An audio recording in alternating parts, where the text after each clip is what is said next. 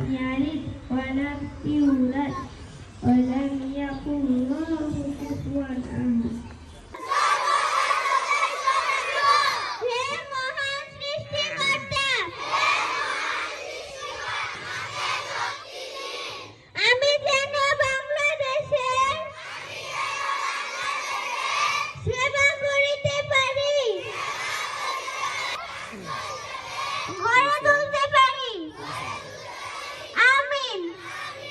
মাথা চুলকাবে না, কোনো শিক্ষক নড়াচড়া করবেন না।